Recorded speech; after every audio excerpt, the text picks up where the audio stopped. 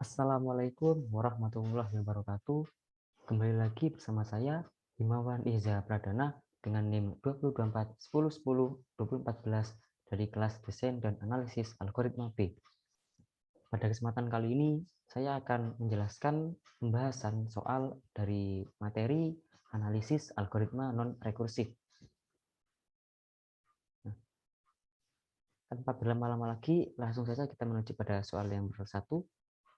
Soal nomor 1 yaitu terdapat baris bilangan UN itu 1, min 2, 3, min 4, 5, min 6, dan seterusnya. Buat fungsi iteratif untuk menghitung UN. Nah, dari baris bilangan UN ini bisa kita tarik kesimpulan bahwa di setiap bilangan ganjilnya itu bernilai positif dan setiap bilangan genapnya bernilai negatif. Untuk soal yang A, tentukan metrik untuk ukuran inputnya. Lalu yang B, tentukan basic operation-nya. Lalu yang C, jelaskan apakah untuk input yang ukurannya sama banyaknya, eksekusi basic operation bisa berbeda. Apakah diperlukan analisa best case, worst case, dan average case. Lalu untuk yang D, jika banyaknya eksekusi basic operation untuk input berukuran N dinyatakan sebagai Cn, maka persamaan deret untuk Cn-nya bagaimana? Lalu yang E, cari persamaan langsung Cn. Baik, untuk jawabannya ini untuk pseudocode-nya ya, soal nomor 1. Saya beri nama algoritma barisan UN dengan tujuan untuk memeriksa bilangan pada suku ke N dengan inputan baris bilangan yang dicari pada suku ke N, lalu untuk outputnya hasil bilangan yang dicari pada suku ke N.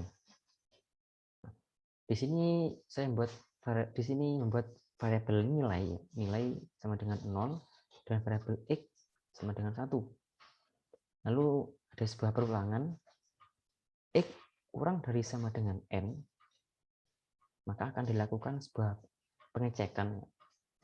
Jika X modulus 2 sama dengan 0, di sini itu dalam artian bilangan genap, maka variabel nilai akan bernilai min X atau berisikan min X.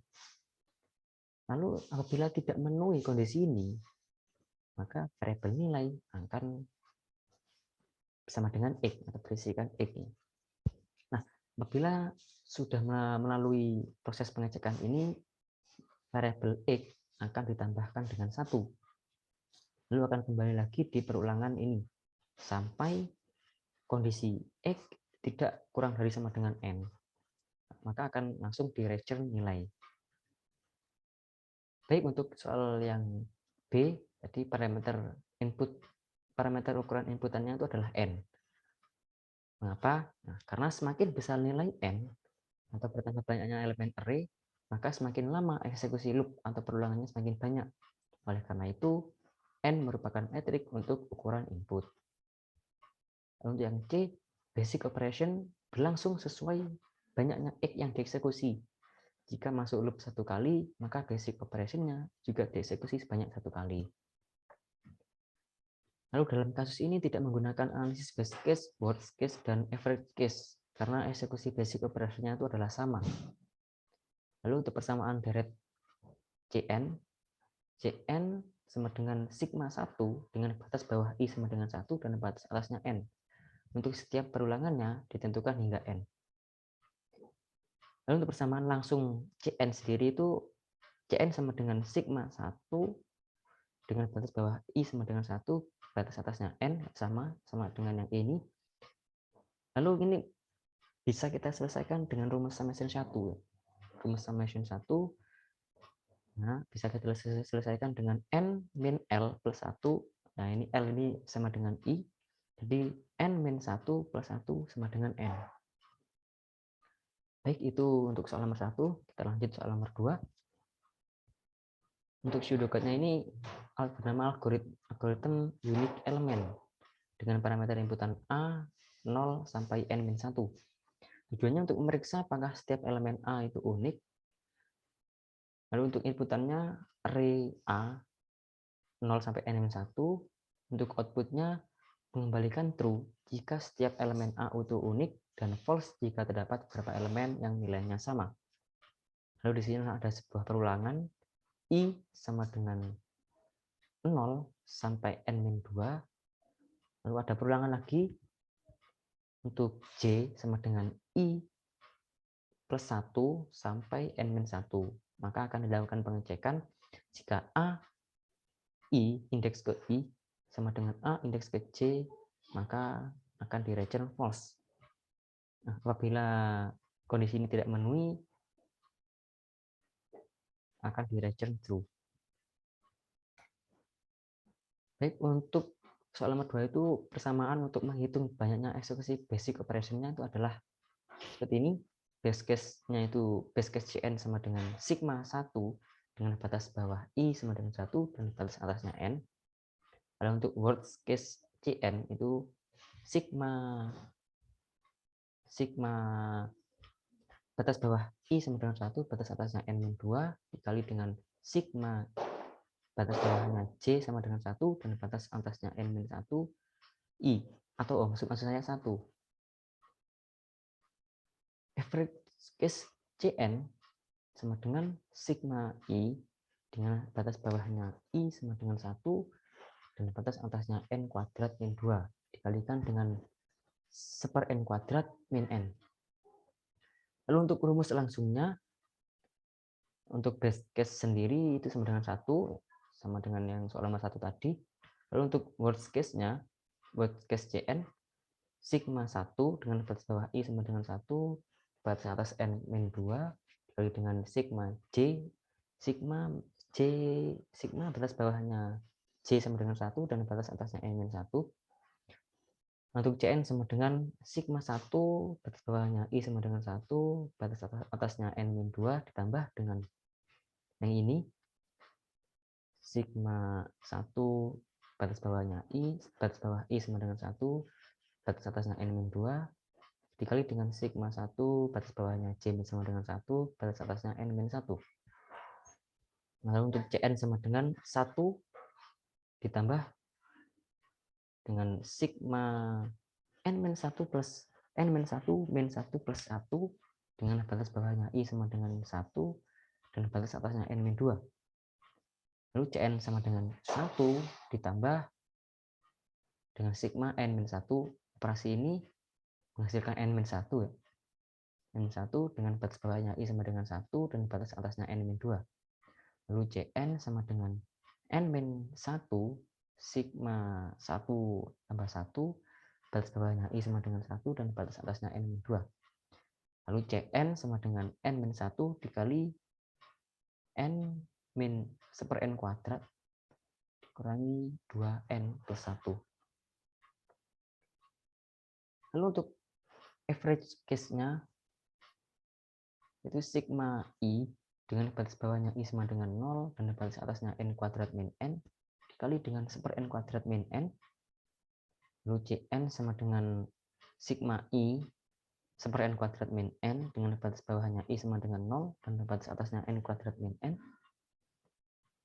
Cn sama dengan 1/N kuadrat min N dikali dengan sigma I batas bawahnya I sama dengan 0 dan batas atasnya N kuadrat min N ditambah dengan sigma I batas bawahnya I sama dengan 0 dan batas atasnya N kuadrat min N.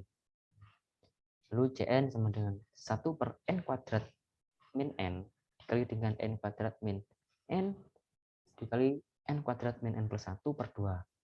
Lalu untuk hasil akhirnya Cn sama dengan N kuadrat min N plus 1 per 2. Begitu untuk jawaban soal nomor 2. Kita lanjut pada soal nomor 3. Suatu matriks 2 dimensi akan dicek apakah memiliki elemen di mana A indeks A dengan baris I dan kolom J sama dengan A indeks J kolom I. A, buat fungsi iteratif untuk mengecek kondisi tersebut. Lalu tentukan metrik untuk ukuran inputnya. Setelah itu tentukan basic operation-nya dan jelaskan apakah untuk input yang ukurannya sama banyaknya eksekusi basic operation bisa berbeda. Apakah diperlukan analisa best case, worst case, dan average case. Lalu jika banyaknya eksekusi basic operation untuk input berukuran N dinyatakan sebagai Cn, lalu bagaimana persamaan deret untuk Cn? Dan yang terakhir, cari persamaan langsung Cn. Baik, ini adalah untuk pseudocode soal nomor 3 ya. Ini saya beri nama algoritma cek matriks dengan parameter inputan A 0 sampai N-1 dengan barisnya ini baris, lalu untuk kolomnya itu juga 0 sampai N-1. Dengan tujuan untuk memeriksa apakah terdapat matriks yang simetris pada matriks 2 dimensi dengan input matriks berupa bilangan real A itu 0 sampai N-1 dan 0 dengan baris 0 sampai N-1 dengan kolomnya N0 sampai N-1. Untuk outputnya itu true atau false. Nah, di sini ada sebuah perulangan.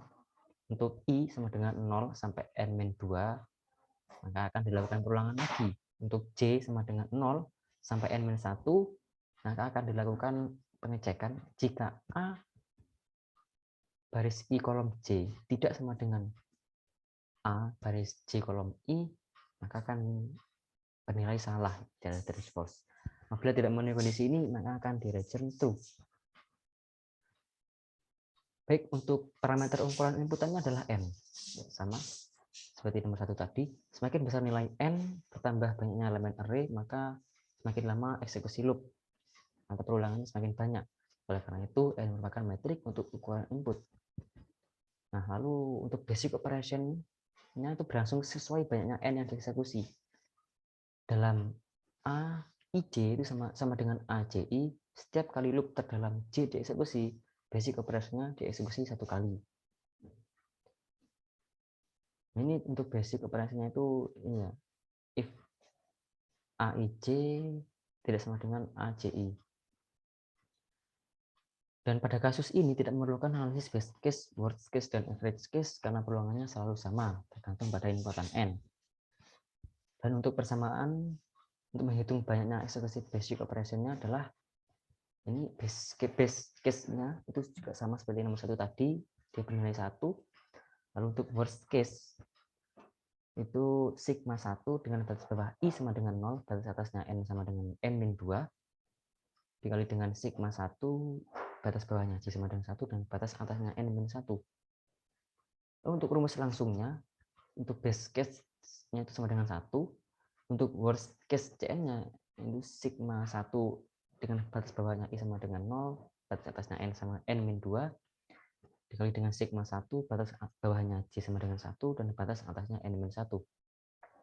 Lalu untuk CN sama dengan sigma 1, batas bawahnya I sama dengan 0, batas atasnya N-2, ditambah dengan sigma 1, sigma ini ya, yang worst case ini, sigma 1, I sama I, batas bawahnya I sama dengan 1, batas atas N-2, dikali dengan sigma 1, batas bawahnya J sama dengan 1, dan batas atas N-1. Untuk CN sama dengan 1, ditambah sigma N-1 plus 1 dengan batas bawahnya I sama dengan 1 dan batas atasnya N-2. Lalu CN sama dengan 1 ditambah sigma N-1. Nah, hasil dari perhitungan ini N-1 dengan batas bawahnya I sama dengan 1 dan batas atasnya N-2. Lalu CN sama dengan N-1. Nah, ini N-1 ini dipindahkan ke depan, harus dikalikan dengan sigma 1 plus 1. Ini kan karena yang dipindah jadi ini bernilai 1, dan 1 ini dipindah ke belakang, jadi 1 ditambah 1. Dengan batas bawahnya I sama dengan 1 dan batas atasnya N-2. Lalu CN sama dengan N dikali dengan N-2 min 1 plus 1 plus 1. Maka CN didapat N-1 dikali dengan N-1 per N kuadrat min 2N plus 1.